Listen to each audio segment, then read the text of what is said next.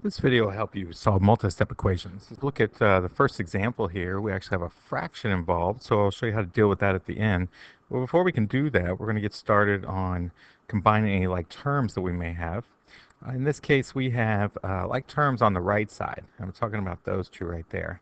And I want you to consider the negative with the 12 sign. Even though it's a subtraction sign, think about that as negative 12. So when we add those two together, we will get negative 4. So we're going to rewrite our equation as 8 equals 3 halves w minus 4. So in essence, we've just combined our two like terms. So anytime you have like terms on one side, go ahead and combine those first. Okay, so our next step is to get rid of the minus 4 here. So what we're going to do is we're going to move the minus 4 basically by adding 4 to both sides.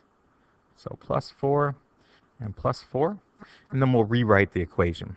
And the equation now looks like 12 equals 3 halves w. And we've gotten rid of the minus 4 there.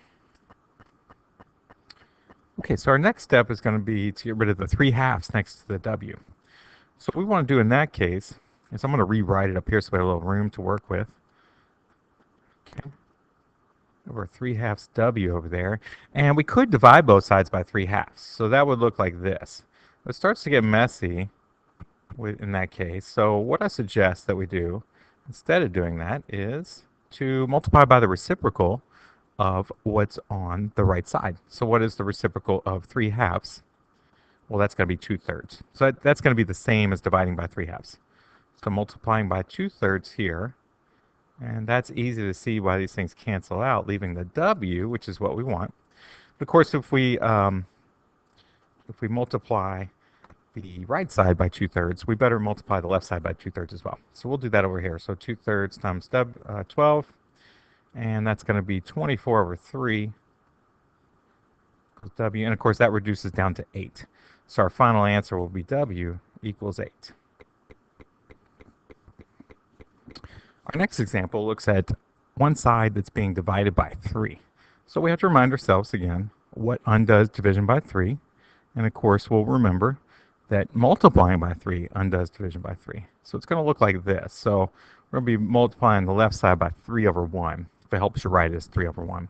And of course if we multiply the left side by 3, we should multiply the right side by 3 as well. And you can see now why those are going to cancel out to make a 1 there. And so what we're left with is 4x plus 1 equals 33. Now we've gotten rid of our denominator of 3. All right, now this is a simple two-step equation from this point. So we want to be able to subtract 1 from both sides and rewrite. So we get 4x equals 32. Then, of course, we're going to divide by 4 in this case to get rid of the 4 next to x. And our final answer will be x equals 8. Okay, the final example I have for you here is something that has variables on both sides. And we have several steps to do here. So when we look at this equation, the first thing we notice is we have x on the left, we have x's on the right, and so what we want to do is think about getting all the x's on one side. But before we can do that, we need to kind of consider what's happening here with the parentheses. And I want you to think about this negative 2 going with the negative sign going with the 2. So when you distribute here, you'll remember to distribute the negative as well. And then that way it'll be taken care of. So let's rewrite here. I'm just going to bring down the 3x. Then we have negative 2x for multiplication. Whoops, not m, it's x. And at that point, okay, now that I have my variables straight, that's going to be an x there. And then we're going to be subtracting 6 because we're doing negative 2 times 3, which gives negative 6.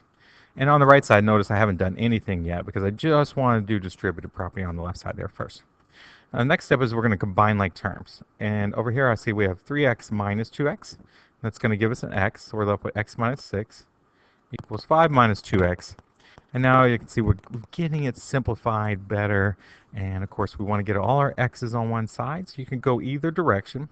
You can either subtract x from both sides or add 2x. I'll choose to add 2x. But again, either way would be correct.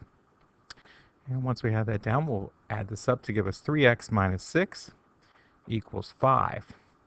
And then we have a two-step equation. Again, we're going to add 6 to both sides here. And once we do that, I'm going to skip that step. We've added 6 to both sides. So we get 11 over here, and then we're going to divide by 3. And so we get x equals 11 thirds. And that concludes our work with solving multi-step equations. Hope that helped. Thank you. Bye.